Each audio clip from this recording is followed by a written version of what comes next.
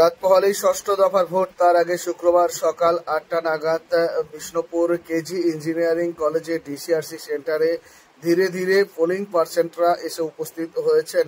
কড়া নিরাপত্তার মধ্য দিয়ে স্ট্রং রুম থেকে নামানো হলো ইভিএম মেশিন। আবারও জানিয়ে রাখবো, ইতিমধ্যেই বিভিন্ন পোলিং পার্সেন্টরা ডিসিআরসি কেন্দ্রে ইতিমধ্যেই আসতে শুরু করেছে। কড়া নিরাপত্তার মধ্য দিয়ে তাদের ভেতরে ঢোকানো হচ্ছে। স্ট্রং রুম থেকে নামানো হয়েছে ইভিএম মেশিন। শুরু হয়েছে ডিসিআরসি কেন্দ্রে ইভিএম বিতরণের কাজ।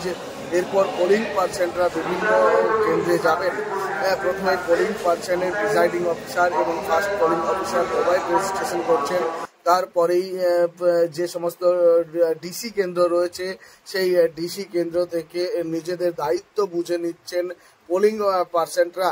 কেন্দ্রীয় বাহিনীর নিরাপত্তায় এবার এই ষষ্ঠ দফার ভোট হবে এমনটাই জানতে পারা যাচ্ছে। পঞ্চম দফা পর্যন্ত ভোট ইতিমধ্যেই সম্পূর্ণ হয়েছে। রয়েছে ষষ্ঠ দফায় ভোট। ষষ্ঠ দফায় ভোট রয়েছে বিষ্ণুপুর লোকসভা কেন্দ্রে। তাই শেষ মুহূর্তের একেবারেই প্রস্তুতি, সেই ছবি দেখাচ্ছি। স্ট্রং রুম থেকে ধীরে ধীরে ইভিএম নামানো হচ্ছে। কর্মীরা সেই ইভিএম নামাচ্ছেন। ডিসি কেন্দ্রে ইভিএম রাখা হবে, সেখান থেকে নিজের দায়িত্ব বুঝে নেবেন পোলিং পার্সেন্টরা। প্রিসাইডিং অফিসাররা তারা এই ইভিএম নিয়ে নিজের নিজের কেন্দ্রে যাবেন। সকাল থেকেই প্রস্তুতি তুঙ্গে। বিষ্ণুপুর লোকসভা কেন্দ্রে 7টি বিধানসভা রয়েছে এবং 7টি ডিসিআরসি সেন্টার করা হয়েছে। সকাল থেকেই প্রস্তুতি রয়েছে তুঙ্গে। বিষ্ণুপুর কেজি ইঞ্জিনিয়ারিং কলেজে ইতিমধ্যেই ডিসিআরসি সেন্টার থেকে ইভিএম বিতরণী কাজ শুরু হয়েছে।